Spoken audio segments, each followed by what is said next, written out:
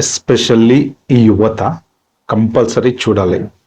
Present అసలు ప్రపంచంలో ఏం జరుగుతుంది, ఫ్యూచర్ జనరేషన్లో అంటే ఇప్పుడు చదువుకునేటువంటి బీటెక్ చదివేటువంటి విద్యార్థులు కానీ, లేకపోతే చదివి ఖాళీగా ఉండి ఉద్యోగం కోసం వెతుకుతున్నటువంటి విద్యార్థులు కానీ, అసలు ఫ్యూచర్ ఎలా ఉండబోతుంది అనేది క్లారిటీగా నేను ఈ వీడియోలో పెడతా.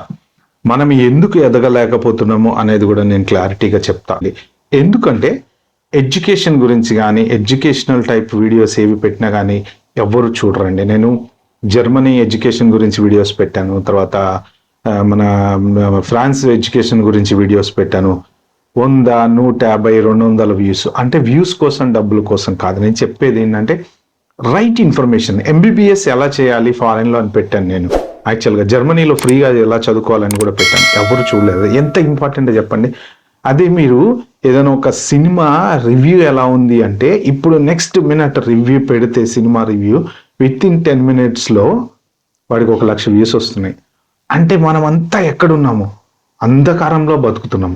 ఈ జనరేషను ఇన్స్టాగ్రామ్లో ఏం జరుగుతుంది, లేకపోతే ఏ హీరోయిన్ ఎక్కడికి వెళ్ళింది, లేకపోతే ఏ సినిమా కొత్తగా రిలీజ్ అవుతుంది, వీటికి వచ్చినన్ని వ్యూస్ ఎవరైనా సరే ఒక ఎడ్యుకేషనల్ ఇన్ఫర్మేషన్ ఇచ్చేవాడికి రావు.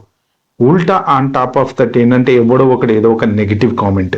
ఈ నెగిటివ్ కామెంట్ చేసే అంత టైంలో మీ లైఫ్ గురించి మీరు ఆలోచిస్తే చాలా చాలా చాలా అడ్వాన్స్డ్ అవ్వచ్చండి మనం.